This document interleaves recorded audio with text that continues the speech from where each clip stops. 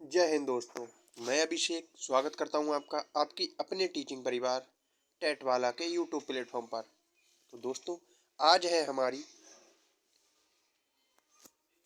प्राचीन भारत के इतिहास की अंतिम क्लास, जिसको हम अच्छे से रिवाइज करने वाले हैं।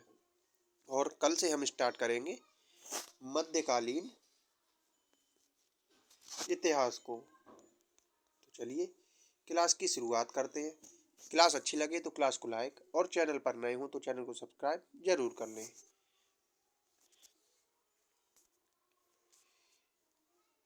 प्रथम तराइन युद्ध में पृथ्वीराज चौहान ने किसको पराजित किया था?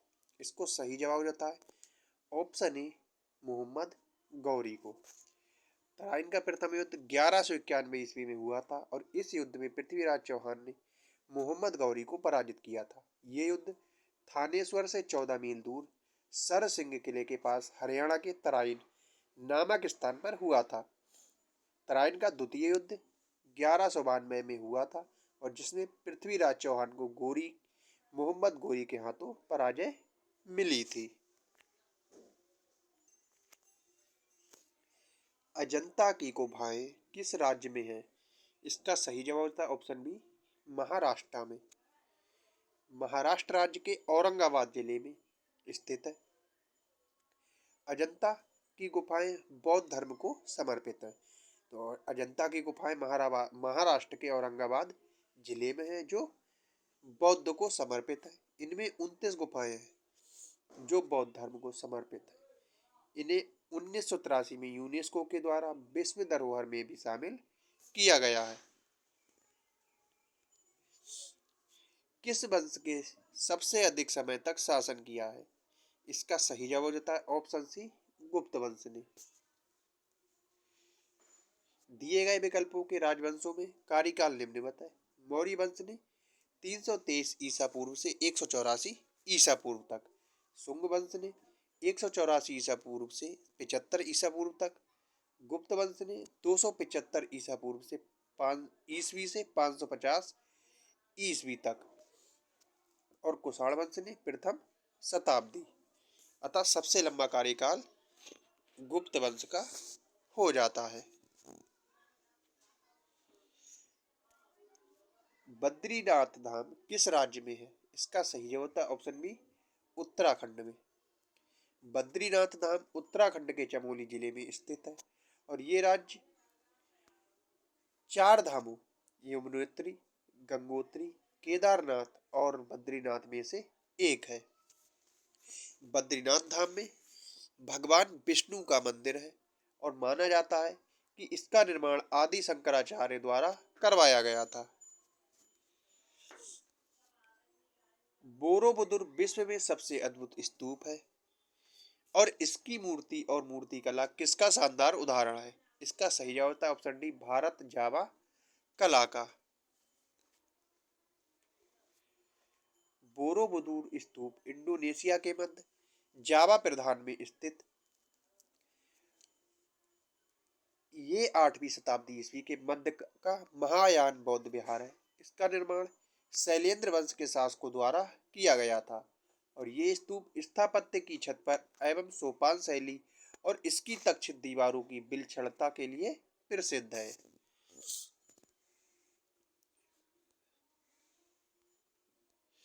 भूमि अनुदान किए किन्हें दिए गए थे जो शाही दरबार में जुड़े हुए थे?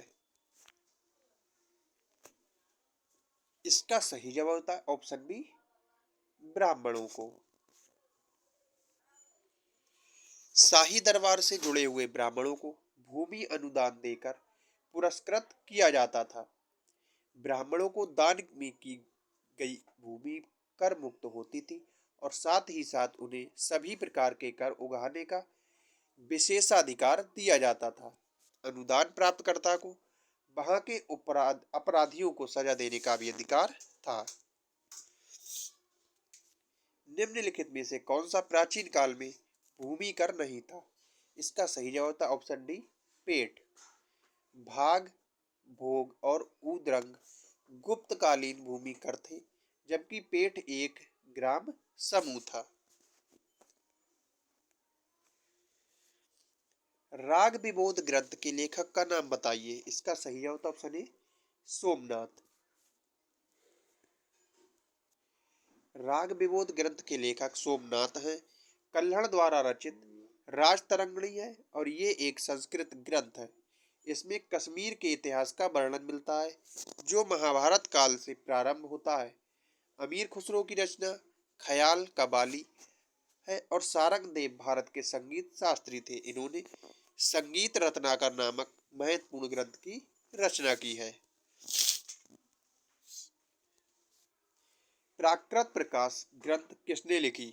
इसका सही जवाब होता है ऑप्शन सी बररुचि ने। प्राकृत प्रकाश ग्रंथ की रचना बररुचि ने की थी और बररुचि विक्रमादित्य के 9 रत्नों में से एक थे। पाणिनि ने अष्टाध्यायी की रचना की और पतंजलि ने महाभाष्य लिखा है। अमर सिंह ने अमरकोश की रचना की है। कौन सा पूर्व मध्यकालीन भारतीय साम्राज्य व्यापक स्तर पर स्थानीय स्वशासन के लिए प्रसिद्ध था? इसका सही जवाब था ऑप्शन बी चोल साम्राज्य।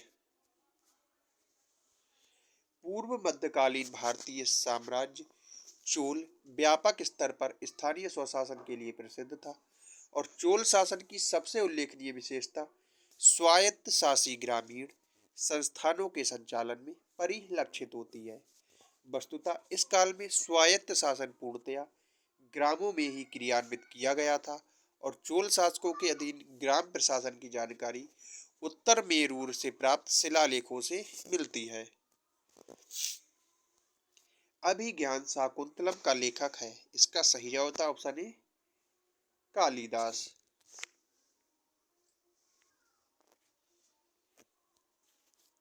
अभिज्ञान शाकुंतलम महाकवि कालिदास की सर्वोत्कृष्ट रचना है जिसे न केवल भारतीय अपितु पूरे विश्व साहित्य में अत्यंत गौरवपूर्ण स्थान प्राप्त है। इसमें राजा दुष्यंत तथा शकुंतला के प्रणय विवाह विरह प्रातःख्यान तथा पुनर्मिलन की एक सुंदर कहानी है।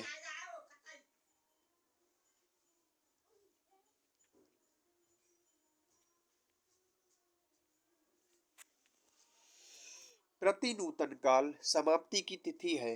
इसका सही जवाब था ऑप्शन बी 10,000 वर्ष पूर्व।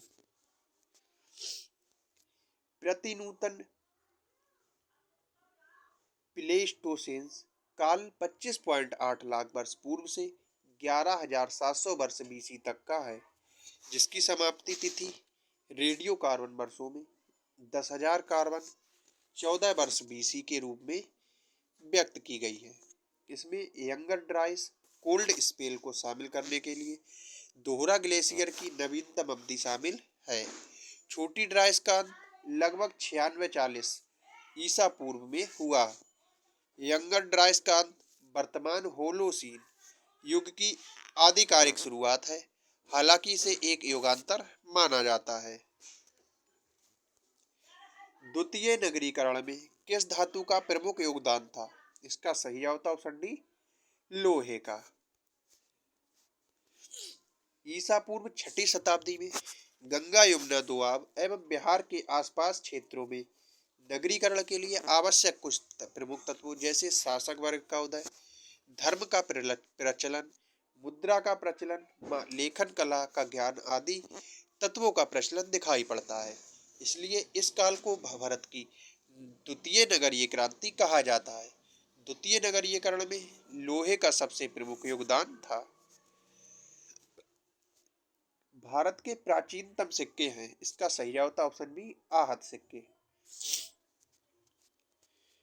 भारत के प्राचीनतम सिक्कों को आहत सिक्के कहा जाता है जो कि ईसा पूर्व 5वीं सदी के हैं। इन्हीं को साहित्य में कारसारपण, पुराण, धरण, शतमान आदि भी कहा गया है और ये अधिकांशतः चांदी के टुकड़े हैं। सर्वप्रथम सिक्कों पर लेख लिखवाने का कार्य यवन शासकों ने किया था। निम्नलिखित में से प्राचीन भारत की कौन सी लिपि दाहिने से बाईं ओर लिखी जाती थी? इसका सही जवाब था ऑप्शन सी खरोष्टी लिपि। प्राचीन भारत की 2 लिपि थी जिसमें पहली ब्राह्मी लिपि जिसको बाईं से दाईं ओर लिखा जाता था, एवं खरोष्टी लिपि जिसको दाईं से बाईं ओर लिखा जाती थी।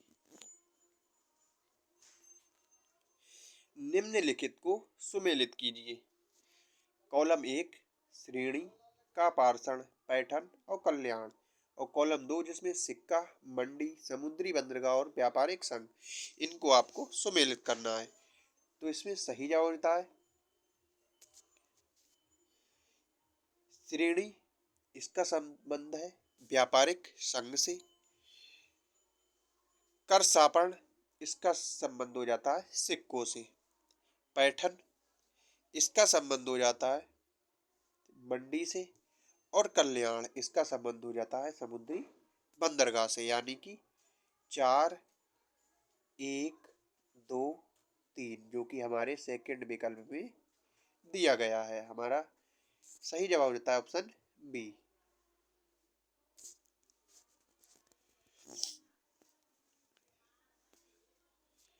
प्राचीन भारतीय शिक्षा व्यवस्था में शिष्य के शब्द से शिक्षा आरंभ करते थे।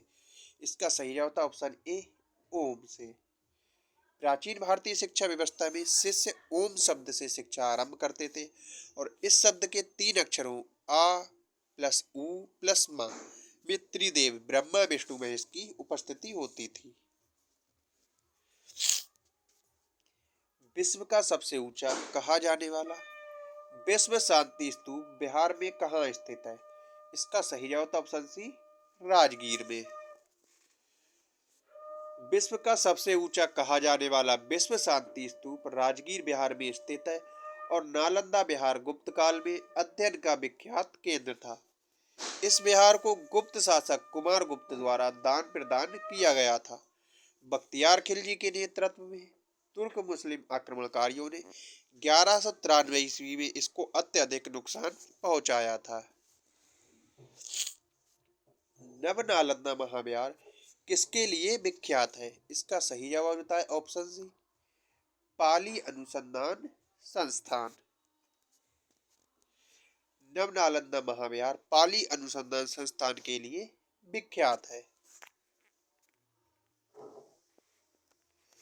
बौद्ध, हिंदू एवं जैन शैलकृत गुफाएं एक साथ कहाँ विद्यमान है? इसका सही जवाब होता है ऑप्शन सी एलोरा में। एलोरा महाराष्ट्र के औरंगाबाद से लगभग 25 किलोमीटर पश्चिमोत्तर में स्थित है, और ये शैलकृत गुफा मंदिरों के लिए विश्व प्रसिद्ध है। यहाँ कुल 34 शैलकृत गुफाएं हैं। ये गुफाएं विभिन्न कालों में बनी हैं, और इनमें गुफा संख्या 1 से 12 तक बौद्धों तथा 13 से 29 तक हिंदुओं और 30 से 34 तक जैनियों से संबंधित है, जो थोड़े थोड़े अंतर पर बनी हुई है। शैल चित्रों में अलंकृत बाघ गुफाएं किस पर्वत श्रेणी में पाई जाती है? इसका सही जवाब ऑप्शन सी विंध्याचल पर्वत श्रेणी में। बाघ की गुफा मध्य प्रदेश के विंध्याचल पर्वत श्रेणी में स्थित है, और इस गुफा का संबंध बौद्ध धर्म से है। ये गुफा बादनी नदी के तट पर है, और इन गुफाओं का निर्माण लगभग 5वीं से 6वीं शताब्दी में हुआ था। शाक्य वंशियों द्वारा बनाया गया बौद्ध स्तूप कहाँ स्थित है? इसका सही जवाब होता है ऑप्शन डी पिपरहवा में। पिपरहवा स्तूप का निर्माण शाक्यों द्वारा किया गया था, और ये स्तूप उत्तर प्रदेश में नेपाल सीमा के पास में है। बुद्ध के परिनिर्वाण के बाद उनके अस्थि अवशेषों का विभाजन हुआ था, और इन अस्थि अवशेषों पर 8 स्तूप निर्मित हुए, जिसमें एक पिपरहवा भी स्तूप है। चीनी यात्री सुंग यून ने भारत की यात्रा कब की थी? इसका सही जवाब ऑप्शन डी 515 ईस्वी से 520 ईस्वी के मध्य। चीनी यात्री सुंग यून ने 515 से 520 के मध्य भारत की यात्रा की, और सुंग यून ने 518 ईस्वी में सीवी चित्तौड़गढ़ के स्तूपों की यात्रा की थी, और कहा था कि इस जगह में दाने मिलते हैं जो आग में भी नहीं जलते हैं। लोग तापघात से बचने के लिए इनका प्रयोग करते हैं, और इनसे अपनी यात्रा में बौद्ध धर्म से संबंधित प्रीतियां एकत्रित किया है। स्वप्न वासव दत्ता के लेखक हैं? इसका सही जवाब होता है ऑप्शन बी भास। तो आई होप आज की क्लास आपको अच्छी लगी होगी। क्लास अच्छी लगी हो तो क्लास को लाइक, और चैनल पर नए हो तो चैनल को सब्सक्राइब जरूर कर दें। और कल से हम शुरू करने वाले हैं मध्यकालीन इतिहास को।